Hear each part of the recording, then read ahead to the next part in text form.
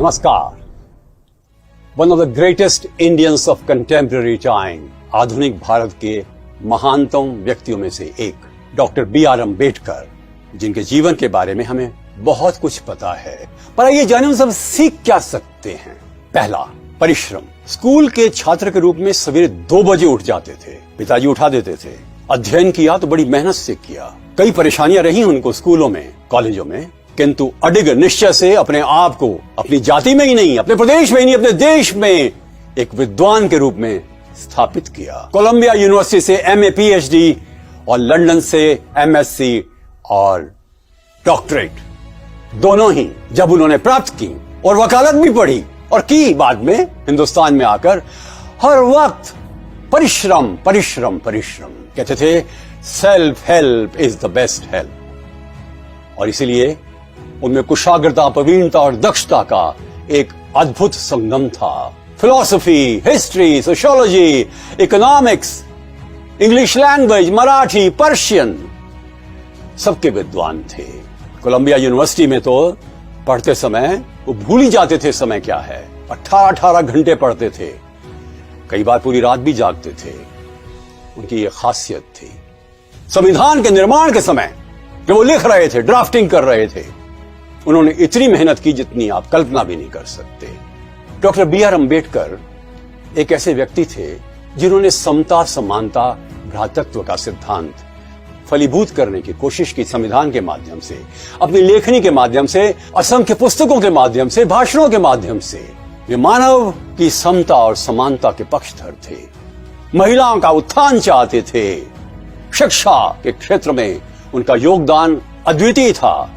वो कहते थे, शिक्षित बनो, अपने आप को पारंगत करो। 1935 में डॉक्टर B.R. अम्बेडकर की व्यक्तिगत लाइब्रेरी में 50,000 किताबें थी। उन्होंने पढ़ी थी वो सारी, लिखते भी थे और पढ़ते भी थे। उनका हर समय ये संदेश था कि करुणामयी बनो, प्रेममयी बनो, बदले मत लो, भारतीय एक हो जाओ। उन्होंने एक भाषण में कहा था, मुझे डर लगता है कि जिस तरह से हिंदुस्तान गुलाम हुआ, कहीं हमारी गलती से फिर कभी आगे जाकर ना हो। हमें शक्तिशाली भारत बनाना है। जाति और धर्म से ऊपर होता है देश। और उन्होंने हर समय पर प्रेरणा दी हर एक भारतीय को कि वो आगे बढ़े, तन्मयता से, फोकस से, कंसंट्रेशन से। वो एक महान अध्यापक थे, वक्ता थे, लेखक थे, विधिवेता थे, और उनको हम वर्सेटाइल जीनियस कह सकते हैं, बहुमुखीय प्रतिभा के धनी। डॉक्टर अम्बेडकर ने जिंदगी में परिश्रम किया, दूसरों के लिए किया, अपने स्वार्थ के लिए कुछ भी नहीं किया। हर एक के मन में उत्साह पैदा करते थे। अत्यधिक परिश्रम करने के कारण वो 1954 और 1956 में बीमार भी हुए। स्वास्थ्य का ध्यान रख नहीं पाए। जिसके लक्ष्य ऊंचे होते हैं वो भूल जाता है कई बार अपने आप को। भूलना नहीं चाहिए। वो करुणामयी थे। जिन दिनों बीमार चल रहे थे, एक महिला रात को आई। उसने कहा कि बाबा साहब, मेरे पति देव बीमार हैं, किंतु अस्पताल में उसको एडमिशन नहीं मिल रहा। अंबेडकर जी के पैरों में दर्द था।